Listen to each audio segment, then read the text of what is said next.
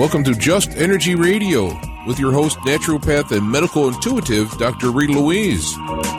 We have learned from Einstein's theory that matter and energy are one. Physicists believe that all systems in nature have their own particular way of vibrating. From the swinging of a pendulum to the waves of the ocean to the light that brightens the sky each day, each of these oscillates at its own unique rate. The same holds true for every thought, feeling, event, or word we speak. Each has its own frequency or rate of vibration. What many of us don't realize is when we take everything in our universe down to its simplest form, it is all just energy. Join Dr. Rita Louise on a journey through time and space where past, present, and future collide. Today, what you believe may be called into question. What we want to know is, who made up the rules? Be brave and step outside the box. We are about to turn our world upside down and venture into the unknown. Hold on. We are departing our own beliefs and entering alternative realms. Enjoy the possibilities.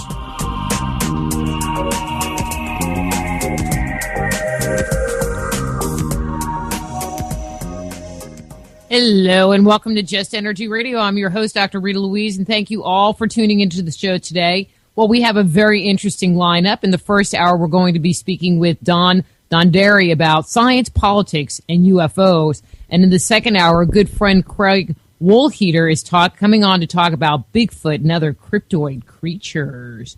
But don't forget, Just Energy Radio is brought to you by SoulHealer.com, where you can find out about all the products and services I offer, including medical intuition evaluations, clairvoyant readings, and energy healing. So do check out the site. You know what? If there's something going on in your life and you need some guidance or insights or a health thing going on, drop me a note. We'll set up a time for an appointment. It's really painless, and as if you listen to the show, you know I'm pretty fun. Anyway, it's also brought to you by the Institute of Applied Energetics. That's www.appliedenergeticsinstitute.com. If you go by the Just Energy Radio website, you can check out our over 7 years worth of show archives. And please do sign up for our weekly newsletter to keep you informed of who's coming up on the show. Or you can check out the show on YouTube on the Just Energy Radio YouTube channel. And let's see, that's about all I have for that. But I do have a couple of announcements of events that I'm going to be at. March 21st in Glen Rose, Texas, where man and dinosaur walk the earth together. It's true. It's a fact. Is Weird Fest, Texas. That's March 21st. I'll be there speaking about ghosts. No, what am I talking about?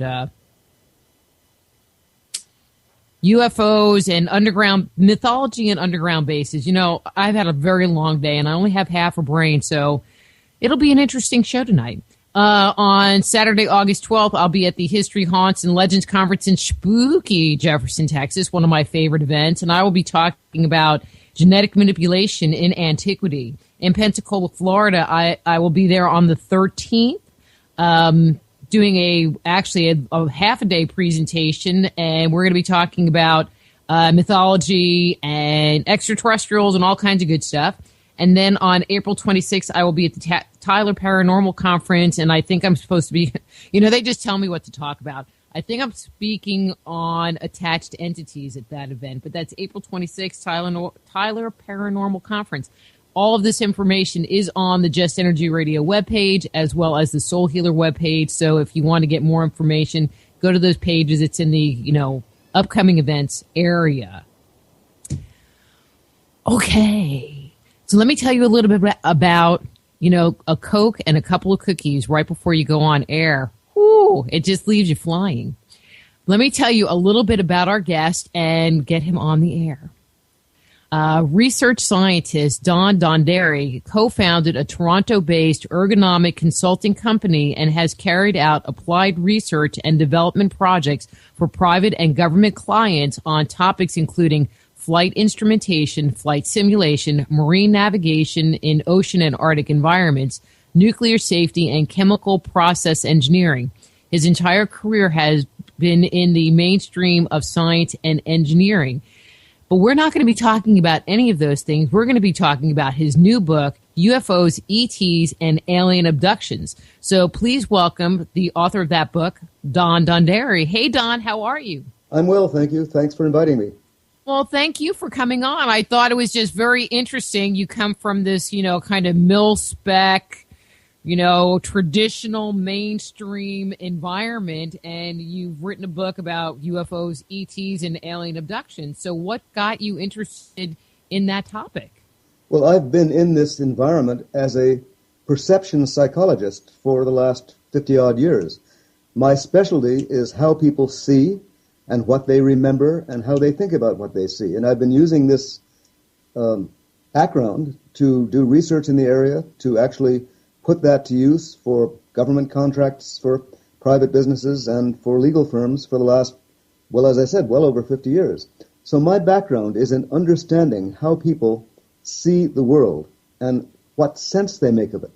And it occurred to me many years ago now that a lot of people were seeing things that didn't make sense from a scientific point of view, but made perfectly good sense if they're just reporting what they saw. And it finally occurred to me that a lot of these people were seeing pretty much the same thing, and that there was something there. And that something, even if we can't explain it scientifically, has to be considered as evidence of the way the world is. And that world includes solid objects that people see, that are reported on radar, in photographs, in video, that are in fact what everyone calls unidentified flying objects. Many of those things are actually extraterrestrial spaceships. That's my conclusion, and I'm sticking by it. Well, okay. I like when someone is just very determined in what they think. And I have to agree with you. I mean, my area of, expertise is not really in contemporary ufology. I look at the extraterrestrial presence more from a mythological point of view. But I have a hardcore background working as an intuitive and doing, working as a psychic investigator for doing ghost hunting. And so, that is my world. And when people go, well, they don't exist, it's like, okay, but they exist in my world. They don't have to exist in your world. And it sounds like through your research and your work, it's led you to the conclusion that there's enough people seeing the same thing that you can make a conclusion. I absolutely can. And in fact, what I'm doing is basically commonsensical. It's like kicking the tires on a car that you're going to buy. You look at it, you decide whether it's all there, whether there are rusty parts, whether it's going to hold together. And if the evidence is convincing, then you buy the car. Well, it's been about 65 years since the evidence about UFOs has been accumulating. And it's been accumulating by endless reports of responsible people saying responsible things about what they saw. Some of these responsible people are pilots, some of them are police officers, some of them are military personnel, some of them are ordinary citizens out on the street, sometimes together, sometimes by themselves. It adds up. It adds up to a consistent package of things that people report that cannot be explained away. Now, everyone wants to explain them away. By everyone, I mean many scientists and many public officials want to explain these things away as human misperception or human idiocy. People will believe anything. People will get excited about something somebody says, and then they say they saw it too. That's not the case. Certainly, some of what people report in the sky are misperceptions. They don't understand everything they need to know about astronomy, so they mistake a satellite for a UFO, or they mistake a twinkling star for a UFO. But once you get rid of all those things, and they're pretty easy to get rid of, experts have been sorting through the data for the last 65 years, you're left with a hard core of very good observational data, backed up with photographs, backed up with videos, backed up with radars, that show what many, many people are seeing are solid objects that perform in ways that no human-designed craft can perform. Ergo, by basically elimination, these are not fantasies of anyone's imagination. They're not mistaken airplanes or jets or secret craft or anything of the sort. They are unidentified flying objects that have passed the test, and the only thing left to explain them as is extraterrestrial spaceships. Well, and I'm just going to play devil's advocate for a second. There are a number of people that believe that what we're actually seeing in the sky are government crafts, and the government is using they're extraterrestrials, but we don't believe in extraterrestrial spin to cover up their black ops. There are black operations. There are fast aircraft that the government doesn't tell us about. People have seen those too. That's not the whole story. That could be a fraction of the story, but it's not the main story. The main story is so convincing and so widely reported that to suggest that all of the many observations collected over the last 65 years, far away from Area 51 or other areas where the government tests things, are secret military aircraft being tested by a government, is frankly ludicrous. It just doesn't fit. There's too much data to explain it away that way. Absolutely straightforward. You can't use that as an explanation because it just won't cover. Well, you were talking about people's perception and what people see, and I won't say I've done research. I've seen like on TV or whatever where they will do experiments where, they'll have a group of people and then they'll have a person in an ape suit with an orange T-shirt run through a crowd of people, and then they ask people what they saw. Oh, yeah, and it seems like they get a lot of different testimony all for a singular event. And Absolutely. so even with that understanding of, people not necessarily perceiving the whole event or whatever, you're still getting the same kind of consistency or a consistency through these stories. You are getting those consistencies. And you're right. Of course, psychologists have done that kind of thing. They've demonstrated that if you catch people unawares and get them excited, they won't remember details about what happened. If you get 10 different people and you take away the idiosyncrasies that each person reports, you get a core of what was there, and that's more reliable than any individual report. That's happened over and over again. So it may have been not 500 feet long, but 400 feet long. It may have been not had 3 lights on it, but 4 lights on it. There are obviously individual differences in reports, but the consistencies far outweigh the individual differences. And the consistencies are solid objects that maneuver in ways that conventional aircraft can't, and that are found basically everywhere, not in some restricted government test area, not flying at 100,000 feet over Russia, but flying like about 200 feet over your house in northern Quebec, which is a case that I've just been looking into. So these things occur frequently. They're ubiquitous. They occur many, many different places. And they come, I have to say, in a variety of shapes and sizes. So you can't say they're all one thing, and that does add some complexity to the picture. But the picture is of real objects in our atmosphere that are hanging around in a way that no terrestrial airplane can hang around. We're getting to drones, it's true, but drones are noisy little things with lots of propellers, and nobody would mistake a UFO for a drone. You hope. I hope. And I'm going to come back to that. They're in all different shapes and sizes because I'm going to take that kind of in a different direction.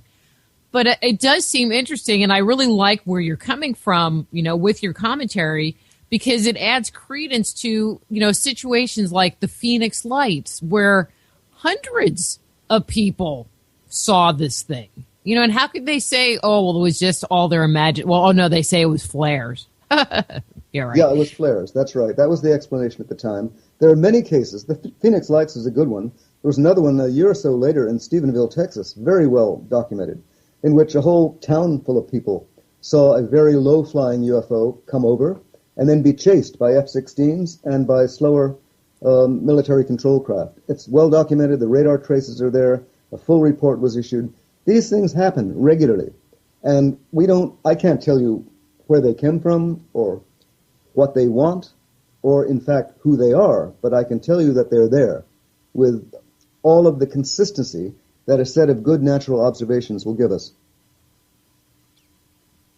Yeah, and in a court of law, people have spent their lives in jail, maybe, suffered the death penalty on less evidence. Listen, this is the way I put it, and I put it this way clearly when I'm talking to people. I have 3 propositions that I'm trying to persuade people to pay attention to. The first is that some of what people see as UFOs are extraterrestrial. The second proposition, and we haven't discussed this yet, is that some of those ET UFOs have crews. I think both of those propositions are established, and since you mentioned the law, I'll take it up. Beyond reasonable doubt. That's the standard of proof for conviction of a crime. So you could convict somebody of a crime on the strength of the evidence that there are extraterrestrial UFOs, in my opinion. The third proposition is that some of those ET crews catch and release people to study us. And I think that's true, but the evidence is a little less certain. I call it preponderance of evidence or balance of probability, which is the way you win a civil suit. Like if you fall down the stairs and sue the guy whose stairs they are. You can win not on as strong a standard as being convicted of a crime, and that's about a little over 50%, say 60% probability. So I think these three things are established. And I use a legal standard to distinguish it from a scientific standard because scientists are a bit slow on the uptake with this subject. Let's face the facts. Even though I am one, I've got a certificate, I've got the degree, I've done the work.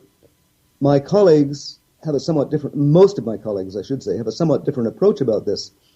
They look at things that they either understand or they have some inkling of understanding, and if it doesn't fit into either something they understand or something they might understand if they just knew a little more, they tend to dismiss it out of hand. It's just garbage. It's basically popular culture, and we don't have to pay attention to it. That's wrong.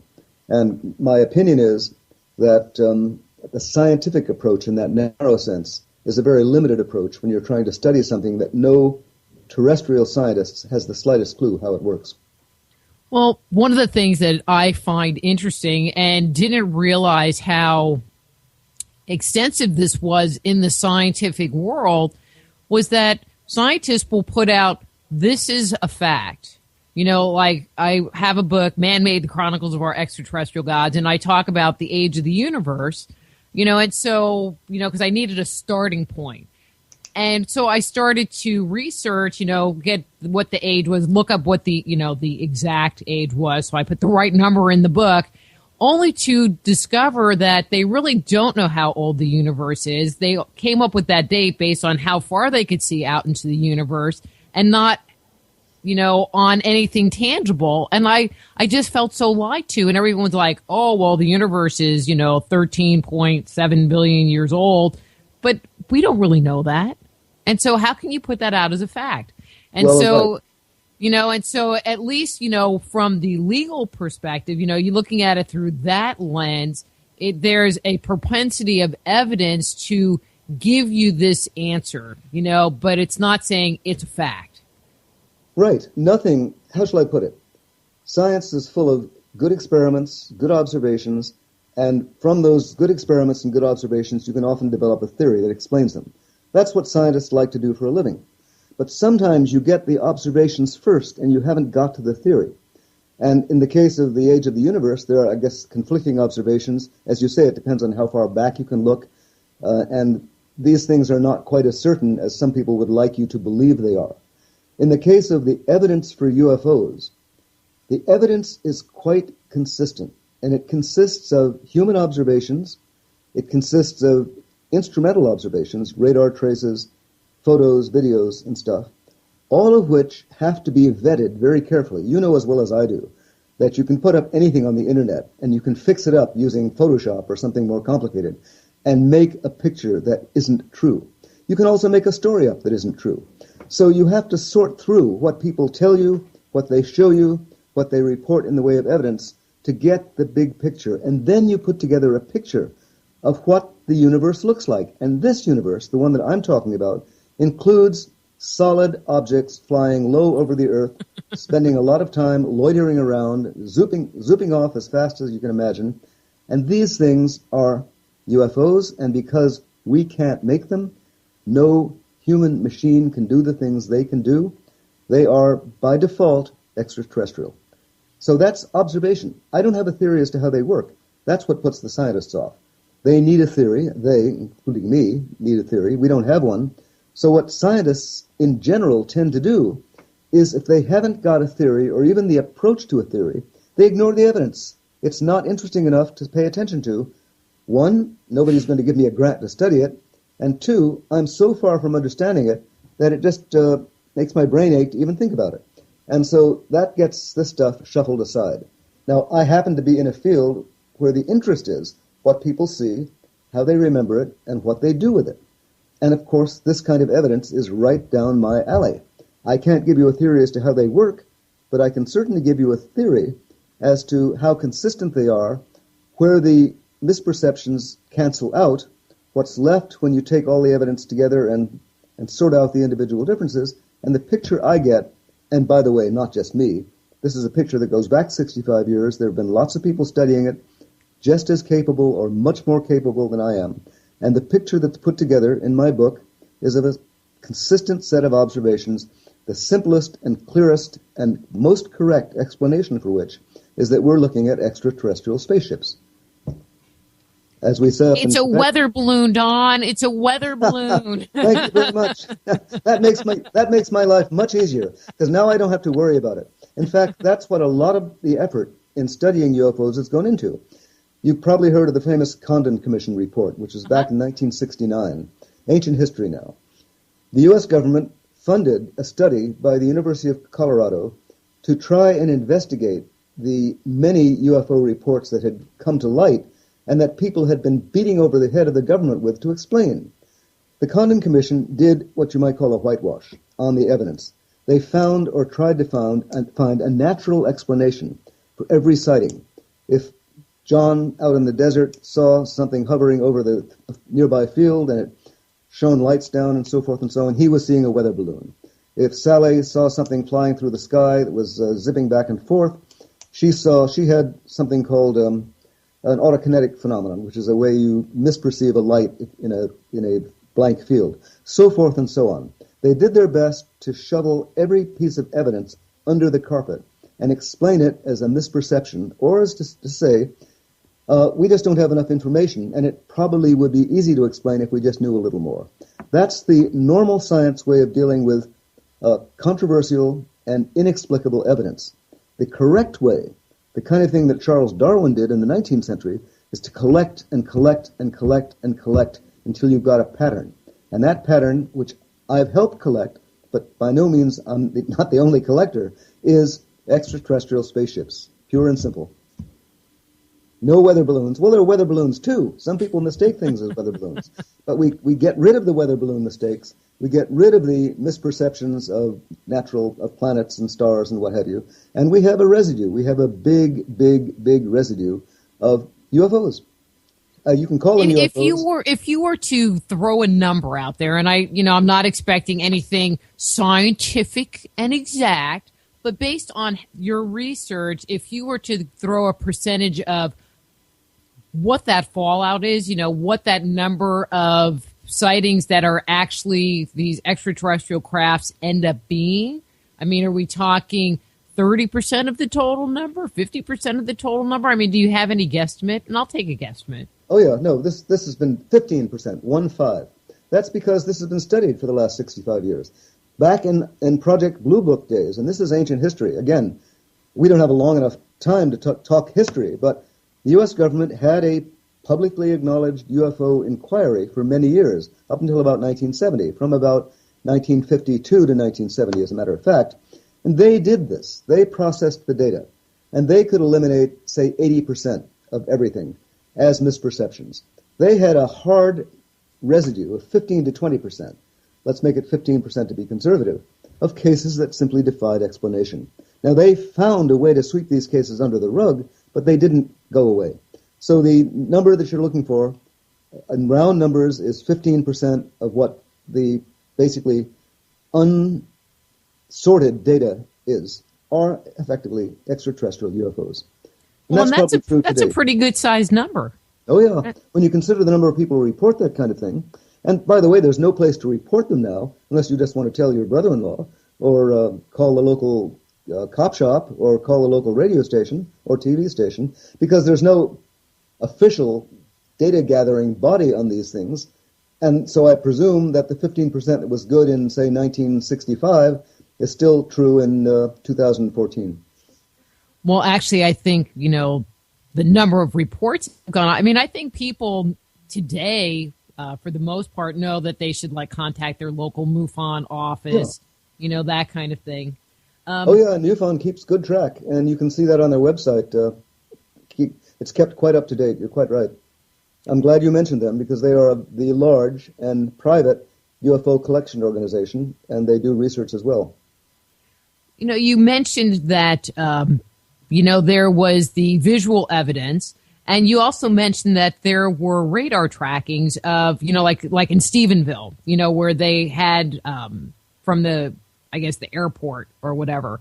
What ends up happening with that kind of data? I mean, that is tangible. I mean, especially if you have, military aircraft flying around after this weather balloon. I mean, how do they just explain that away? It doesn't get explained away. It just sits there. In fact, there's a great report on it published by MUFON, written by the guys who did the investigation. I have it on my computer file. The data are there. The fact is, nobody wants to talk about it. And part of my goal in writing this book was to provide a 231-page summary in readable terms of what's going on and try and start a conversation about it, because sooner or later we're going to have to deal with this. Now, fortunately, it isn't being pushed on it. We're not being pushed on it, I should say. They're there. We're under surveillance and have been at least for the last 65 years, probably longer. We are occasionally caught up and tested and put back again, just the way we treat bears, wolves, whatever other species we happen to have an interest in. And as far as I can tell, that catch and release program, which other people call alien abductions, is traumatic and disturbing, and God forbid it should happen to me, because I certainly wouldn't want it to, not completely destructive to the people to whom it happens. In other words, they're being interfered with, and it frightens them and upsets them and leaves them neurotic about it, but they're not being killed or injured in any physical way. And we treat bears and wolves more or less the same way. We tranquilize them by flying over them in a helicopter, shoot a dart down. They conk out, we go down, pick them up, do some tests, put a chip under their skin to track them. They wake up again, a bit groggy, wonder what the devil happened. They can't express themselves perhaps in quite that way. But something happened, they've had a little missing time, and they go about their lives with a little bit of anxiety about what might happen from above later on. I think we're being treated pretty much the same way, and with a more or less hands-off approach, the way we treat the larger four-footed animal species we respect and have learned not to destroy. That's my hope anyway. Well, it just sounds, it just makes you wonder if the animals end up really being traumatized.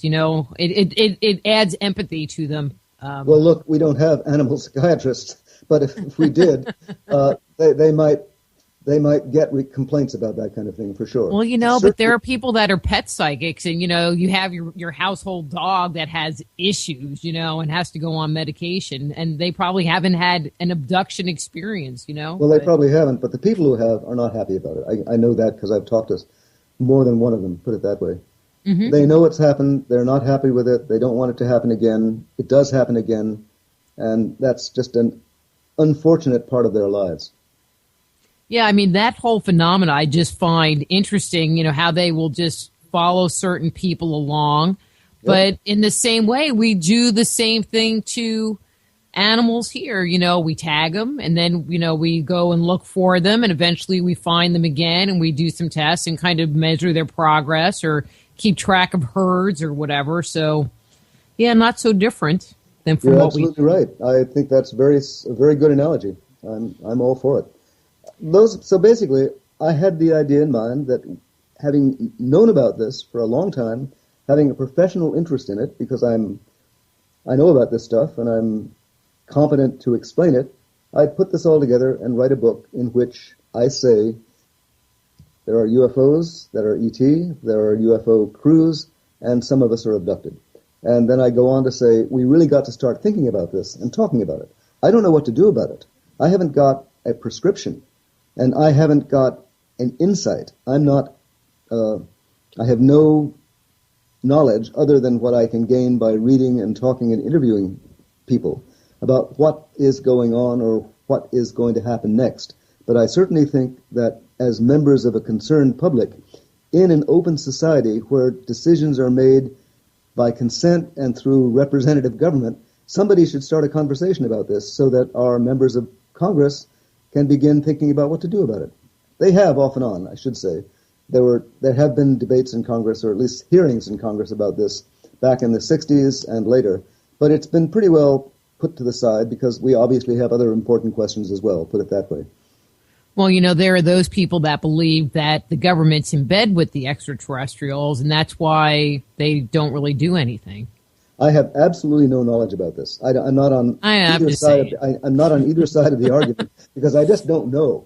I've tried to write what I know, not what I don't know, and I'm not speculating very much in this book. I'm just describing the things that have come to my attention through the people I've talked to, the books I've read, my own background of knowledge in the field. But I don't know what the government's involvement is. I think it's very unlikely, put it this way, extremely unlikely, that the U.S. government doesn't know anything about UFOs. If you ask me to say whether the statement, is the U.S. government totally ignorant about UFOs, is true or not, I'd say it's absolutely false. I'm not a subscriber to a conspiracy theory of any kind, but it's so obvious that ordinary mortals without the U.S. government's surveillance equipment, and I'm not talking National Security Agency here, I'm talking telescopes and radars and what have you, people with that kind of capability must have been tracking and observing UFOs for at least as long as the rest of us have. So I think the U.S. government must know. It's the only government in the world that has a strong position on this at this point. The U.S. government still says on its website, Department of Defense, that, to paraphrase, no UFO ever sighted gave any indication of advanced extraterrestrial technology, none is a threat to the defense of the United States, and there's no evidence that they're there. Those are all false statements as far as I'm concerned, and I think at least somebody in the government knows they're false. That's the most I can say based on what I've seen about what everybody else knows. I have no inside information about what the government knows, and no inside contacts. Well, but I'm going to ask you kind of based on your analytical method, if the government doesn't believe that there are UFOs, then why has there been such an effort by the government to study them if they don't exist in the first place and then debunk them? Well, that's a very good question, and I can't answer it. We can speculate. First of all, they don't investigate ghosts. And they don't investigate near-death experiences, and they don't investigate a whole lot of stuff that is fictitious and anomalous and has no basis in reality, but they do study UFOs. Well, I think they study them. Here's what I think, and here's what I've said. They certainly scooped up the Roswell UFO that crashed. I don't think there's any doubt about that. That was a real event, and the government was involved in it from the very beginning. And so from 1947 on, the government has had access to at least one crashed extraterrestrial vehicle. Point two, other people I've talked to, again, this is hearsay, and it wouldn't stand up in court or in science, but there are people I trust who've told me they know that there are UFOs in existence in various areas that the U.S. government controls. That's all I can say because that's all I know, and that's secondhand information which would never stand up in a court of law or even to an investigative reporter, put it that way. And third, if the U.S. government has had, as I believe they have, since 1947, a crashed UFO, then they obviously know that extraterrestrials are hanging around looking at us and wondering what's going on. And whether they've interacted with them or not, I don't know. Whether the government has succeeded in reverse engineering a UFO, I also don't know. That is, getting some kind of technical product and trying to reconstruct it by looking at how it's made and seeing if you can figure out how it works. That's reverse engineering. Whether they've succeeded in doing that or not, I don't know. There's some evidence they've been working on it, but again, it's the kind of evidence that would not stand up in court and I could never put in writing. So where the government is with respect to that, I don't know. They're debunking what I think the U.S. government has tried to do is combine an outward show of indifference, put it that way. Nobody gives you a comment about UFOs anymore. All they do is refer you to the Defense Department website where that little 3-paragraph statement I just cited is displayed. They shrug their shoulders and say we don't have any interest. But I think there is an interest, and how much it's funded, what it's succeeded in doing, I haven't a clue. And again, I can't pretend to know or be on the inside about any of this. I'm simply as ignorant as anybody else about that. What I'm not ignorant about is the evidence, the history, and the science, and particularly the psychology behind the evidence. So I'm convinced about that. Okay, well, I'm going to ask a question, and I know you're going to tell me that you don't know for sure, but I would like to hear your speculation, because you do come out of, a military aircraft background and working in, that field, so I want you to kind of put that hat on. Sure. And you kind of mentioned this a little bit, and I'm going to come back to it. But over the years, they've had reports of different sizes and shaped craft that have been reported. And so based on those reports, would that lead you to believe,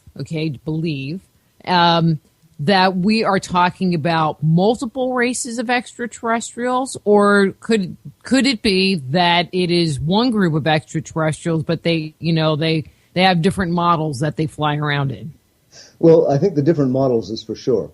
And obviously, if you've read up on what people report having seen in their reported abductions, you also read about, and this is where I get my information as well, about humanoids that look different.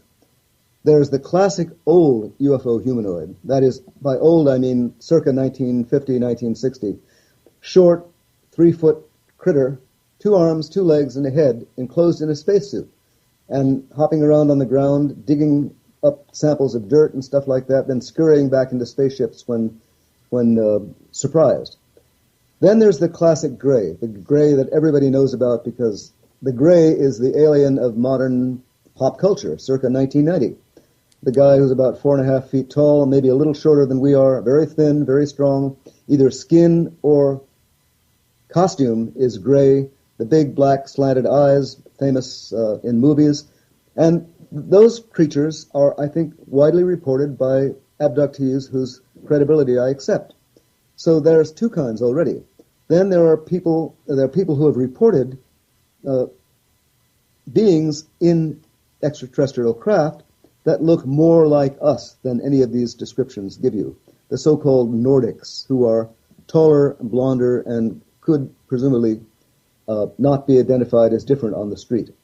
And then there are some people who report creatures that look a little more like what you might imagine in a horror movie, put it that way.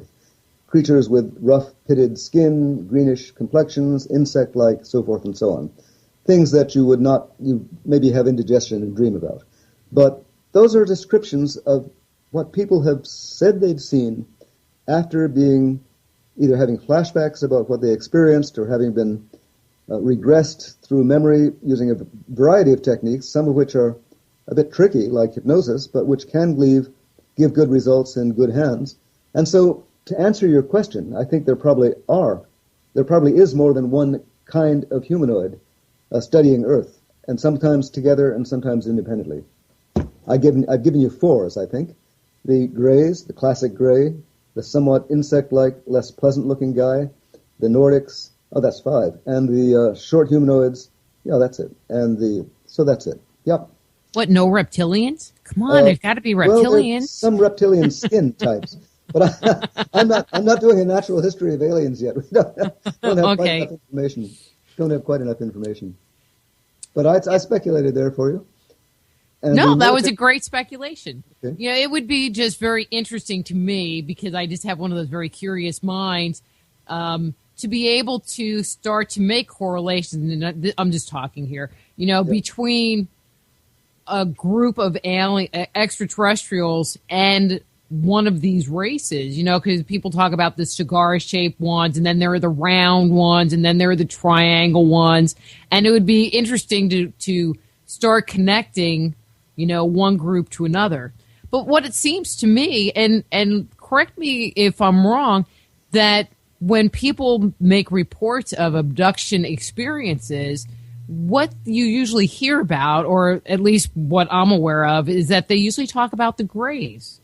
Would that be a true statement, or are these other groups also taking people? The grays are the most common. You're absolutely right about that. The most common, as I said, it's also a common denominator in pop culture because grays have taken over television as well. They're there to be seen.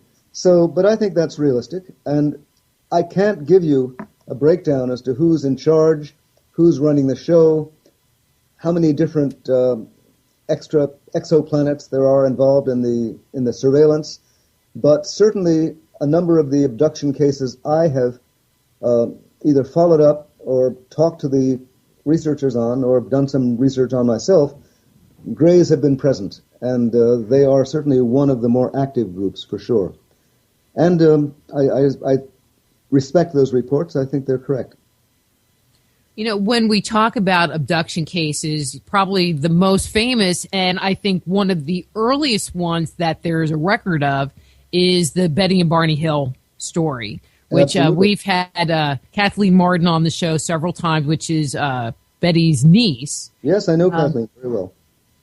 And would you say that was one of the first cases that have been reported, you know, and I'm going to say in the modern era, in the era of UFOs, that correlates to abductions? I mean, I think when you go back in the historical record and the mythological record, there are a number of stories that come forward. But in the contemporary record, is that one of the earliest ones, or are there other stories that predate that one? It's one of the earliest and one of the best. It was very well investigated by the original investigator, John Fuller, who wrote the book The Interrupted Journey in 1966. And then Kathy Martin and Stanton Friedman came along. Kathy, as you said, was Betty's niece. A lot of the documents that Fuller couldn't use while they were alive, Martin and Friedman were able to use after both Barney and Betty died in providing a somewhat fuller account in 2007. It's an excellent account. It's reliable. I think the witnesses were very well treated by the psychiatrist who interviewed them and who used hypnosis, regressive hypnosis, to elicit the abduction reports they gave. I'm persuaded it's one of the classics in the field. And Kathy and Stanton Friedman did a great service to the cause by adding to the very good work that John Fuller did in the first place. I think that's a classic case. I mean, how do you feel about hypnotic regression to retrieve memories in the general sense of the word? You know, there are some people, you know, just saying, that say that it's not really reliable. What do you say to that? Very good question. I answer that question in an entire chapter in the book. First of all, hypnosis is a very complicated way of focusing one's own attention on one's own memory. It's done by relaxing you and putting you as far as possible out of touch with the world around you and in touch with instructions that you're getting from another person who's basically taking over a lot of your volition at the time with your consent. When it's done properly and when it's done without leading questions and without suggestion, it can be a valuable tool for memory retrieval, because memories can be blocked for a variety of reasons. Psychiatrists have understood this for now over a century. Sigmund Freud knew this and began the study of repression back in the 1890s. And he originally used hypnosis because it was a good tool for removing repressive blocks from memory for some people. He gave it up for the talking cure, so to speak, psychoanalysis, because he found that could be done with everybody, where hypnotic regression was only successful for some people. It's still a valuable tool. In the hands of a charlatan, it can be used to suggest, or in the hands of an experimenter, it can be used to suggest things to you that you can be made to believe. So it's a very dangerous tool, put it that way. It has to be used with discretion, with an absolute integrity, and when it is used with discretion and absolute integrity, it can act both in a clinical way and in a research way to unblock blocked memories. It does that in clinical work. It can do that in cases where apparently people who've been abducted and returned to Earth have been left with what amounts to post-hypnotic suggestion implanted in them by the abductors not to remember. In other words, their memories have been blocked, and what the hypnotist is doing is unblocking those memories. Now, that's tricky, because in the process of unblocking a memory, you might also create a new one by accident or by intention, and that you don't want to do. All you want to do is be as clinically neutral as possible.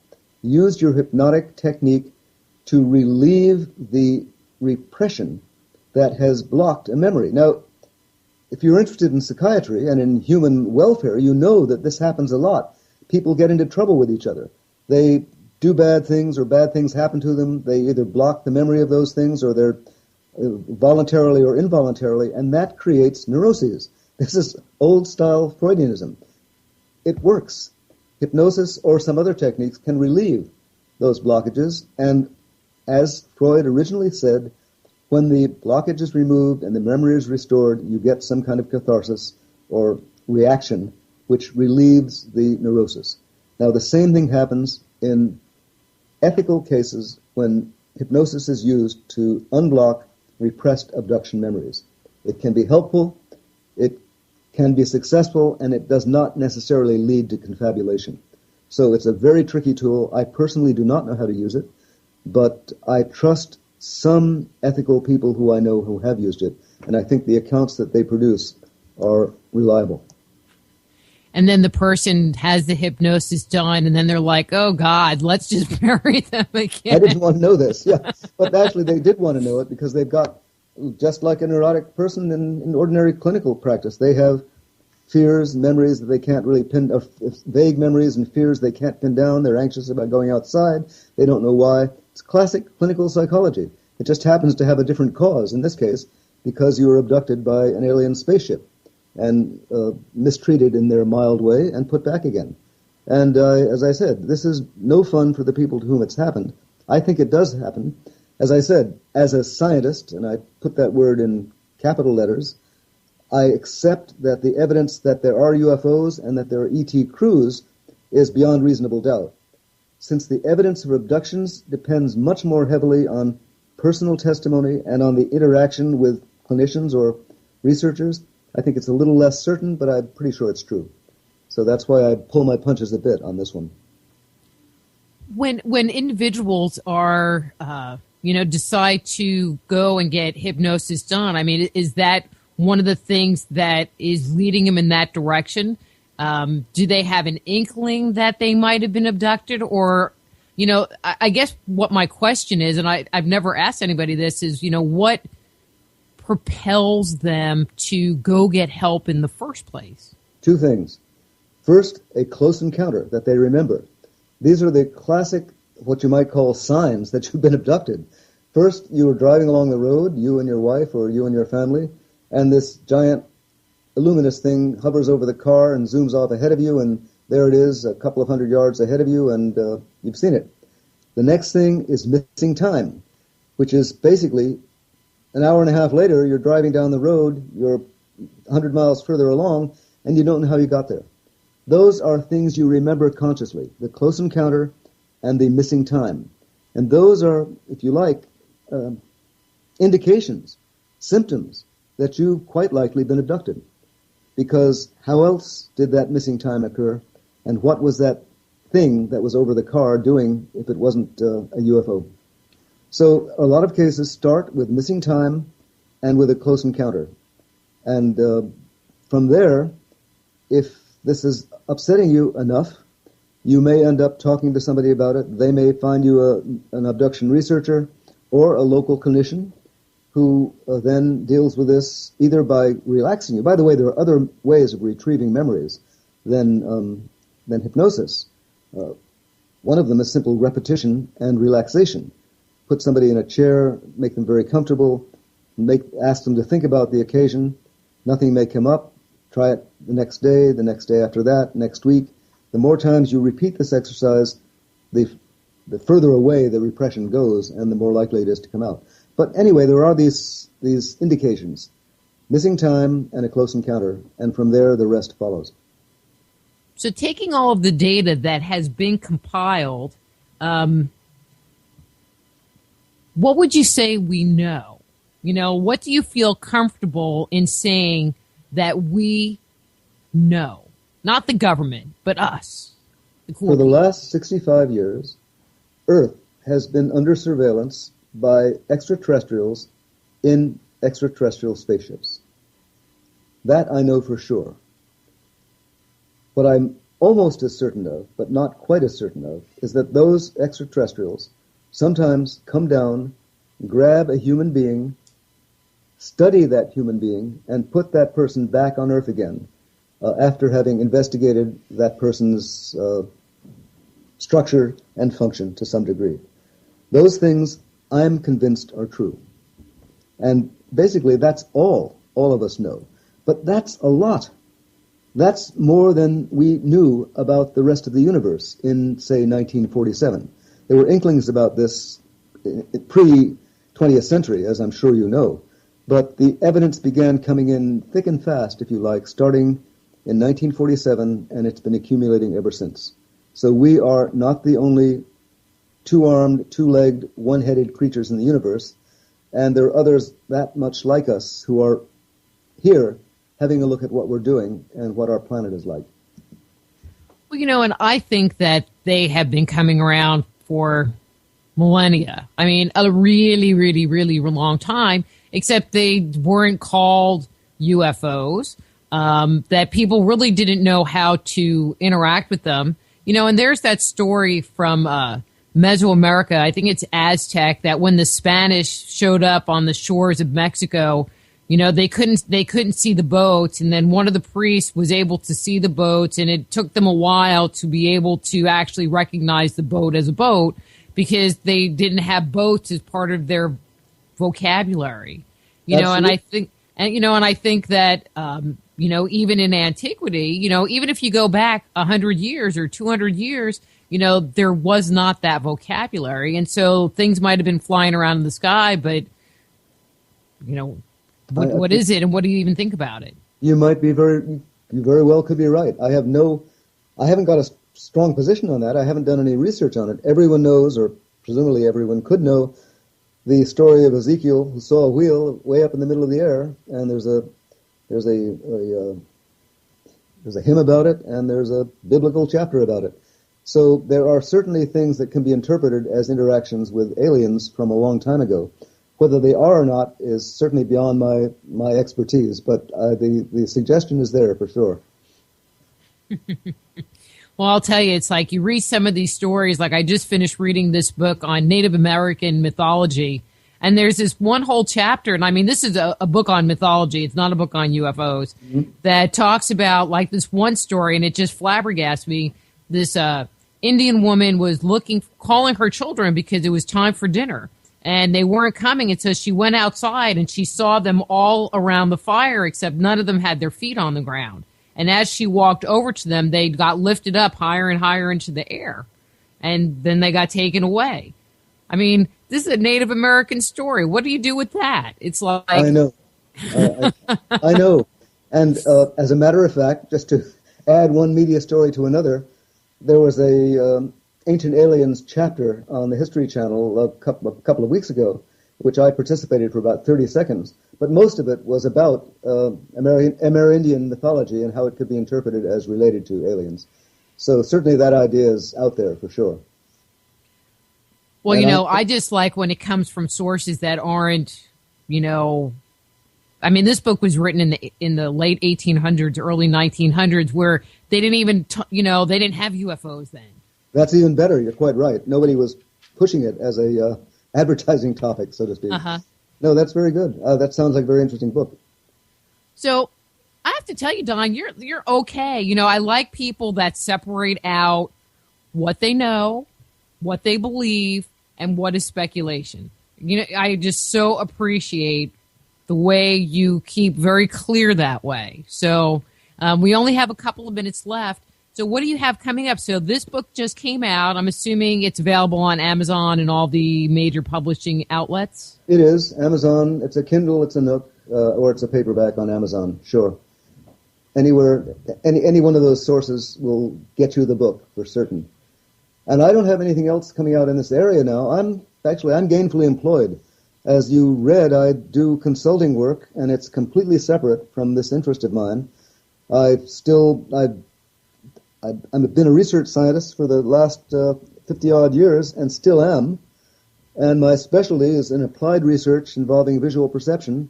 I do engineering work, I do some forensic work, and all of this keeps me very occupied, very happily occupied, I should say. And this, as I said to one of my colleagues the other day, I haven't learned any more about UFOs or alien abductions since I wrote this book, and so I haven't got anything more to write on the topic. I've said it all there. I'll have to go do something else, write a book on psychology or something like that. But this is it at the moment, unless I get some vast new hoard of information in the next year or so. How do your colleagues, one, have you told people that you work with that you've written this book? And how do they take it? Do they just kind of look at you like, oh, yeah, where's my tinfoil hat? No, I've never kept this a secret. I was a McGill University faculty member from 1962 to 2009 when I retired. I got seriously interested in this topic at about 65. I never made a secret of it at McGill. After I retired, the Faculty of Science asked me to give 4 lectures on UFOs and alien abductions, which I did. Next month, at the beginning of April, I'm about to give a lecture to a McGill Scientific Society, which I've been a member for many years. People are beginning to take an interest in this in a serious way. And I've never been sort of tarred with the tinfoil hat syndrome with my colleagues, put it that way. I've gotten along with them very well. I've had responsible administrative posts in the university, and it doesn't seem to have gotten in the way of my professional life, put it that way. I take it seriously, as you can see, and as you also, and I'm very complimented by the fact you notice this, I know the difference between what I know and what I don't know. And I think that's the first thing you have to do to be a scientist or even a technician of any kind. You can't just BS, to put it plainly. And you have to stick to what you can justify as facts. And that's what I've tried to do. Well, and like I said, I really appreciate that because there are so many books that you read that people come up with these statements that they come from somewhere, and I'm just not even going to continue that sentence because, it's nasty. What the comment that I normally make, which I'm not going to make on air. And, well, look, but I just, it makes me crazy because, you're doing research, I'm a researcher, I write a lot. And then you read this stuff and you find out, all I can say is it's like they made it up, because there's nothing to back it up, and that makes me crazy. Well, I couldn't possibly have written a book like that. It just doesn't fit my 50 years of work as a research scientist at McGill. So anyway, I'm very appreciative that you appreciate that. That makes me feel good, too. Thank you. Good. Well, our time is up, and we need to say goodbye. Don, it has been a pleasure talking to you. You need to write another book so you can come back on. Thank you very much. It's been a pleasure being on your show. Thanks. Thank you. Bye-bye. Bye-bye. That's Don Donderi. His book is UFOs, ETs, and Alien Abductions. And when we come back from the break, we're going to be speaking with Craig Wolketer about Bigfoot and other cryptoid creatures. So I'm Dr. Rita Louise, and we'll be back after these words from our sponsors. Just Energy Radio with your host, Dr. Rita Louise, will return right after these messages.